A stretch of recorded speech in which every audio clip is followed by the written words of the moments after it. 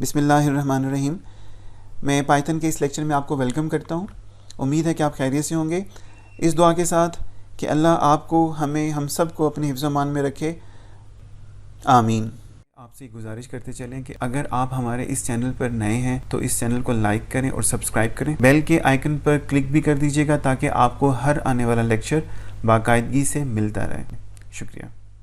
आज की इस वीडियो में पाइथन के दो इम्पॉर्टेंट टॉपिक्स डिस्कस होने जा रहे हैं और वो क्या हैं कि पाइथन में ब्रेक एंड कंटिन्यू, ये दो स्टेटमेंट्स हैं जो कि पाइथन में यूज़ होती हैं। ये क्या हैं, इनको हम डिस्कस करने चलें। आइए शुरू करते हैं। तो ब्रेक एंड कंटिन्यू स्टेटमेंट की जो बेस है, जो इनकी थ्योरी है, बेसिकली ये लूप कंट्रोल स्टेटमेंट्स कहलाती हैं। ऐसी स्टेटमेंट्स जो कि लूप को कंट्रोल करती हैं। अब कितने लूप्स हैं हमारे पास, हम लोग डिस्कस करके आ चुके हैं अपने प्रीवियस वीडियोस में कि हमारे पास फॉर का लूप है और हमारे पास वाइल का लूप है पाइथन में। अच्छा जी, ये जो हमारी दो स्टेटमेंट्स हैं, ये इन दो लूप को, इन दो तरह के लूप्स को कंट्रोल करती हैं जी।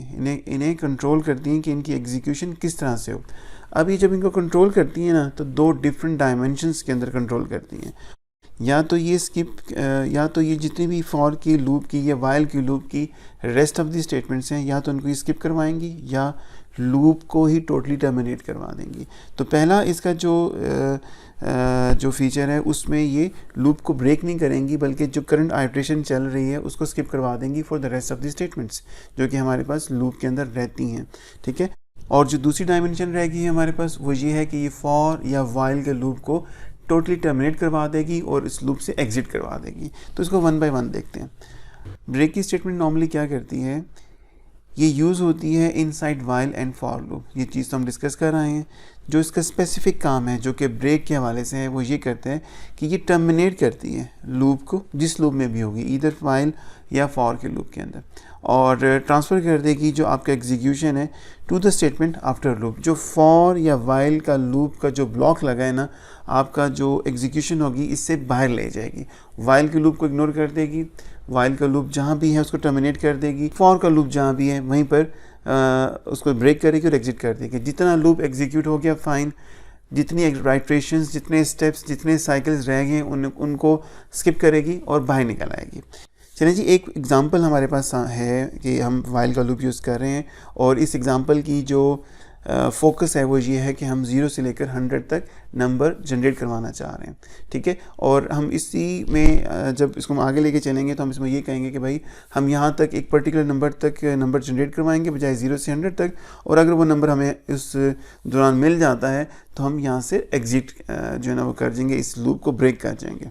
इसकी एग्जांपल की अगर बात की जाए तो ये एग्जांपल आपके सामने है। लेट्स से मैं कहता हूँ जी, मेरे पास एक काउंट नाम का एक वेरिएबल है जिसको मैं 0 से इनिशियलाइज़ कर रहा हूँ, और वाइल का लूप मैं यूज़ कर रहा हूँ कि जिसमें मैं ये चेक कर रहा हूँ कि उस वक्त तक आपने एग्जीक्यूट करना है जब तक कि वाइल का लूप एग्जीक्यूट करना है जब तक कि काउंट नाम का वेरिएबल लेस देन और इक्वल टू 100 ही रहे। ठीक है। या तो 100 से लेस रहे या 100 के इक्वल हो। तो उसमें हम कर क्या रहे हैं, उसमें हम जो काउंट की वैल्यू उसको प्रिंट कर रहे हैं, जो वेरिएबल हमने यूज़ किया है, जो डिफ़ाइन किया है just before the while loop, उसको हम एग्जीक्यूट कर रहे हैं और उसको हम प्रिंट करवा रहे हैं, और उसके फ़ौरन बाद नेक्स्ट स्टेटमेंट में हम उसमें एक इंक्रीमेंट करवाते हैं। तो 0 से स्टार्ट होता है, 0 प्रिंट होता है और 1 इसमें ऐड हो जाता है। 0 + 1 1 के इक्वल आ जाता है। तो 0 + 1 आपके पास 1 के इक्वल आ जाता है। ठीक है जी। इसी तरीके से चेक करते हैं कि क्या काउंट इक्वल टू 3 है। तो आप गौर करें, अगर इक्वल टू 3 हो, अगर ये कंडीशन ट्रू हो तो हम ब्रेक कर रहे हैं। हम ब्रेक किसे कर रहे हैं, यहाँ पर हम इमीडिएट फॉर लूप को ब्रेक कर रहे हैं। और वो फॉर लूप ब्रेक होते हुए क्या करेगा, वो करेगा ये कि जो अगर लेट्स से अभी इसकी 5 आइट्रेशंस हुई हैं, इस लूप की 10 आइट्रेशंस हुई हैं, तो rest of the iteration, rest of the cycles जितनी भी है वो सारी की सारी ख़त्म करेगा और लूप से बाहर ले जाएगा हमें। तो अगर मैं इसको जनरली इसकी मैं आउटपुट गेट करूं तो काउंट इज इक्वल टू 0 के साथ अगर ये स्टार्ट होगा तो फर्स्ट ऑफ ऑल आपके पास प्रिंट काउंट होगा फर्स्ट आइट्रेशन में। जब आपके पास काउंट में 0 है तो आपके पास इंक्रीमेंट होने के बाद काउंट में 1 आ जाएगा। सेकेंड टाइम काउंट में 1 है, उसको प्रिंट करेगा और उसमें काउंट में 2 कर देगा। थर्ड टाइम काउंट में 2 करेगा और उसमें इंक्रीमेंट करके उसको 3 के इक्वल कर देगा। ये राइट साइड पर आपको आउटपुट नज़र आ रही है। काउंट के अंदर 2 है और उसमें इंक्रीमेंट होकर 3 हो चुका है। तब होगा क्या, वो चेक करेगा कि क्या काउंट में 3 हो चुका है। जी हाँ, हमारे पास काउंट में 3 हो चुका है, तो सिंपली आप ब्रेक की स्टेटमेंट कॉल कर रहे हैं। जब ये ब्रेक की स्टेटमेंट कॉल होगी तो आपके पास ये पूरे का पूरा वाइल का लूप टर्मिनेट हो जाएगा और आप इस लूप से बाहर चले जाएंगे। हम तो ये चाह रहे थे कि हमारे पास आउटपुट 0 से शुरू हो और 100 तक हमारे पास नंबर्स प्रिंट हों, बट यहाँ पर तो हमारे पास जस्ट ये 0 1 2 जो है ना वो प्रिंट हुआ है। रीज़न इसकी ये है, at a certain point at a certain condition हम ये डिसाइड करते हैं कि लूप को टर्मिनेट कर दिया जाए, और उसके लिए आप ब्रेक का स्टेटमेंट यूज़ करते हैं। जब आप ब्रेक की स्टेटमेंट यूज़ करते हैं तो आपका वाइल का लूप एग्जिट हो जाता है। अच्छा जी, ये चीज़ हमने की तो क्या ही अच्छा हो कि हम इसको जितना हमने अभी पढ़ा है ब्रेक की स्टेटमेंट बुक को, हम इसको अपने पाइचार्म के अंदर एक फॉर्मल पाइथन के प्रोग्राम के थ्रू एग्जीक्यूट करके चेक कर लें। चलें आइए चलते हैं पाइथन की तरफ। अच्छा जी, मैं पाइचार्म में आ चुका हूँ और यहाँ पर मैं सिंपली ब्रेक एंड कंटिन्यू की स्टेटमेंट को चेक करवाना चाह रहा हूँ। सिंपली जो कोड अभी मैंने स्लाइड में आपके साथ शेयर किया है मैं वही लिखता हूँ और बाद में इसकी वेरिएशंस हम जो है वो ट्राई करेंगे। हम कहते हैं जी कि हमने काउंट एक वेरिएबल डिक्लेयर किया, उसमें हमने इक्वल टू 100 कर लिया, और हमने यहाँ पर वाइल की स्टेटमेंट हम चेक करवाना चाह रहे हैं कि while count is less than और इक्वल टू 100, और हमने यहाँ पर इसका ये कॉलन लगाया ताकि हम वाइल का ब्लॉक लगाना चाह रहे हैं। और हम यहाँ पर हम कहते हैं कि जी प्रिंट करो, किसको, काउंट को प्रिंट करो जो वेरिएबल हमने डिक्लेयर करवाया है, और इसके फ़ौरन बाद आप ये कहते हैं कि प्लस कर दो काउंट के अंदर 1 का, ठीक है, यानी कि हम 1 का इंक्रीमेंट करवा रहे हैं। और इसके बाद हम इसी वाइल के लूप में हम एक चेक करवाना चाह रहे हैं, कंडीशन चेक करवाते हैं कि क्या काउंट इज़ इक्वल टू 3 है। अगर ये 3 है तो आप यहाँ पर ब्रेक कर जाओ, किसको, आप अपने वाइल के लूप को, जो भी इमीडिएट लूप आपने यूज़ किया हुआ है उसको एग्जिट करवा जाओ। और टू कंफर्म हम यहाँ पर एक स्टेटमेंट भी यूज़ कर लेते हैं कि आउटसाइड फॉर लूप, सॉरी हम वाइल लूप यूज़ कर रहे हैं तो आउटसाइड वाइल लूप, तो यानी कि ये स्टेटमेंट अगर ख़त्म होगी, वाइल का लूप जब टर्मिनेट होगा, ख़त्म होगा, पूरा होगा, तो हम इस कंडीशन की तरफ आ जाएंगे, इस स्टेटमेंट की तरफ आ जाएंगे और ये स्टेटमेंट हमारे पास प्रिंट होगी। तो इसको एग्जीक्यूट करते हैं। हमने काउंट इज़ इक्वल टू 0 किया है, और बल्कि इसको हम पहले कमेंट करते हैं इस चीज़ को, हम इसको ब्रेक की स्टेटमेंट से हट कर जो है ना हम इसको चेक करवाते हैं जी। तो इसको जब हम एग्जीक्यूट करते हैं तो हमारे पास ज़रा गौर कीजिएगा, आउटपुट में आपको 0 से लेकर अप टू 100 आपके पास स्टेटमेंट्स जो है ना वो या जो नंबर्स हैं आपके पास वो प्रिंट हुए हैं। 0 से स्टार्ट हुआ है और 100 तक आपके पास ये वैल्यूज़ आई हैं। तो यही नॉर्मल एग्जीक्यूशन थी, यही होना था। तो हम इसमें क्या कर रहे हैं, हमने सिंपल वो आउटपुट जनरेट करवा ली, नंबर्स जनरेट करवाने वाली। अब हम इसको, इस कोड को ऑन कमेंट करते हैं और हम यहाँ पे कहते हैं कि जी अगर काउंट के अंदर 3 हो तो आप ब्रेक कर दें 0 1 2 पर, यानी कि फर्स्ट टाइम 0 प्रिंट होगा, सेकेंड टाइम 1 प्रिंट होगा, यानी फर्स्ट टाइम 0 प्रिंट होगा, सेकंड टाइम 1 प्रिंट होगा, थर्ड टाइम 2 प्रिंट होगा। जब 2 प्रिंट होगा तो हम इसको इंक्रीमेंट करवा देंगे और ये 3 के इक्वल हो जाएगा। और यहाँ पर हम इफ़ की कंडीशन के थ्रू इसको चेक कर रहे हैं कि अगर ये 3 के इक्वल हो गया तो हमें फर्दर लूप एग्जीक्यूट नहीं करना, ठीक है। इसको हम एग्जीक्यूट करते हैं जी। अब ज़रा गौर करें, आपके पास 0 प्रिंट हुआ, आपके पास 1 प्रिंट हुआ, आपके पास 2 प्रिंट हुआ, बट काउंट के अंदर आपके पास क्या आ चुका हुआ है, काउंट के अंदर आपके पास 3 आ चुका हुआ है। जैसे ही आपके पास 3 आया, ये वाइल का लूप ब्रेक हुआ और आपके पास आउटपुट में आउटसाइड वाइल लूप आपके पास स्टेटमेंट आ रही है। तो ये थी जी आपके पास किस तरीके से आप वाइल के लूप में या फॉर के लूप में ब्रेक की स्टेटमेंट यूज़ कर सकते हैं। अब ये स्टेटमेंट आप अपनी आसानी के तहत किसी भी कंडीशन के लिए इस्तेमाल कर सकते हैं। आप यहाँ पे कह सकते हैं जी कि लेट्स से मैंने 3 पे लगाया है, आप 10 पे लगा लें। आप एक सर्टेन इनपुट पे जो यूज़र से ले रहे हैं, अगर वो यूज़र कोई इनपुट करता है और वो कंडीशन आपके पास मीट हो जाती है, आप उसके अगेंस्ट ब्रेक जो है ना ब्रेक की स्टेटमेंट लगा सकते हैं। ब्रेक की स्टेटमेंट के साथ हमारे पास कंटिन्यू की स्टेटमेंट है। ध्यान में रखिएगा, ब्रेक की स्टेटमेंट आपके लूप को टर्मिनेट करती है कि फर्दर एग्जीक्यूट नहीं करना। But on the other hand जो कंटिन्यू की स्टेटमेंट है ये थोड़ा सा डिफरेंट वे में बिहेव करती है। कंटिन्यू की स्टेटमेंट बेसिकली क्या कहती है, हमें ये कहती है कि ये लूप को स्किप करवाती है फॉर सर्टन साइकिल्स, ठीक है। अगर आपके पास कंडीशन मीट होती है तो वो कहते हैं जी कि जितनी भी लूप की रिमेनिंग स्टेटमेंट्स हैं, नॉट आइट्रेशंस, रिमेनिंग स्टेटमेंट जो कि लूप के ब्लॉक के अंदर लिखी हुई हैं और आपकी कंटिन्यू की स्टेटमेंट के बाद लिखी हुई हैं, उनको स्किप करो और नेक्स्ट आइट्रेशन को पिक कर लो। नेक्स्ट आइट्रेशन क्या होगी, वो ये होगी कि ये लूप को टर्मिनेट नहीं करेगा, ये सब्सिक्वेंट एग्जीक्यूशन, ये सब्सिक्वेंट साइकिल्स, ये सब्सिक्वेंट आइट्रेशन पर मूव कर जाएगा। वो कैसे, मैं एग्जांपल आपके सामने रख रहा हूँ।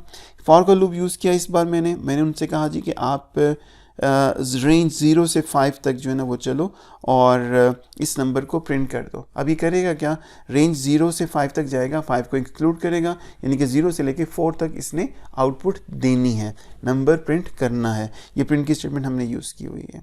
होगा क्या, ये एग्जीक्यूट होगा और हमने फॉर के अंदर पहली एक स्टेटमेंट ये लिखी हुई है कि भाई अगर आपके पास i इज़ इक्वल टू 3 आ जाता है ना तो आपने कंटिन्यू करना है, प्रिंट नहीं करना। कंटिन्यू की स्टेटमेंट क्या करेगी, वो करेगी ये चूँकि पूरा वाइल का ब्लॉक आपके पास लिखा हुआ है, वाइल का पूरा एक सेट लिखा हुआ है कि जिसके अंदर आपने फ्रॉम टॉप टू बॉटम जो वाइल के लूप के ब्लॉक की पार्ट हैं स्टेटमेंट्स, उन सबको एग्जीक्यूट करना है आपने। बट ये क्या करेगा, कंटिन्यू से ये कहेगा ओके जस्ट होल्ड, ये जो आइट्रेशन आप लेके चल रहे हो, ये जो साइकिल लेके चल रहे हो, इसको सिप कर जो next cycle next iteration pick कर लो अपने लूप की। तो हमारे पास जैसे ही 3 पर वो पहुंचेगा ये प्रिंट नहीं होगा। आउटपुट हम इसकी देखते हैं, फर्स्ट टाइम 0 प्रिंट होगा, सेकंड टाइम 1 प्रिंट होगा, 2 प्रिंट होगा, 3 प्रिंट होने लगेगा, साथ ही उसको कंटिन्यू मिल जाएगा। ठीक है, कंटिन्यू में वो 3 को प्रिंट नहीं करेगा बल्कि नेक्स्ट आइट्रेशन में चले जाएगा जो कि 4 है, 4 आउटपुट में देगा। 5 तक उसने वैसे ही इस जो है लूप ने चलना था और ये इस रेंज को उसमें 5 इंक्लूड नहीं करना था इसने। स्टेटमेंट यहाँ पर आपकी पूरी हो जाएंगी और आप लूप से बाहर चले जाएंगे। तो लूप पूरा चला है, लूप की पूरी साइकिल, पूरी एग्जीक्यूशंस, पूरी उसकी आइट्रेशंस हैं वो एग्जीक्यूट हुई हैं, बट सर्टन आइट्रेशन उसने पार्शियली एग्जीक्यूट की हैं और ये पार्शियली एग्जीक्यूट होने की वजह से आपके पास कुछ स्टेटमेंट्स जो कि लूप का पार्ट होती हैं वो एग्जीक्यूट नहीं होती। जी, तो बड़ा एक अच्छा मौका है कि इस चीज़ को हम अपने पायचाम में एग्जीक्यूट भी करके देखते हैं। मैं यहाँ पर फॉर का लूप यूज़ कर रहा हूँ और मैं यहाँ पर कहता हूँ फॉर आई इन रेंज, और रेंज में मैं कहता हूँ 1 to 5 आपने लेकर चलना है और सिंपली आपने प्रिंट करना है, क्या आपने आई प्रिंट करना है। अब ज़रा देखिएगा कि सिंपली जब आप इसके साथ चलते हैं तो 0 to 4 आपके पास 1 to 4 आपके पास आउटपुट आ जाती है। और जब आपके पास ये आउटपुट आती है, स्लाइड में चूँकि मैंने यहाँ पर इसको 0 यूज़ किया था, उसको मैं 0 करता हूँ, दोबारा इसकी आउटपुट चेक करते हैं तो 0 to 4 आपके पास जो है ना वो आउटपुट आ रही है। तो यहाँ पर हम सिंपली ये कह रहे हैं, अगर मैं ब्रेक की स्टेटमेंट यहाँ पे लिखना चाहूँ तो मैं सिंपली यहाँ पर ये कह सकता हूँ if i is equal to 3, तो आपने कंटिन्यू करना है, आपने ये स्टेटमेंट एग्जीक्यूट नहीं करनी। और आफ्टर द लूप हम यहाँ पे कह सकते हैं कि आउटसाइड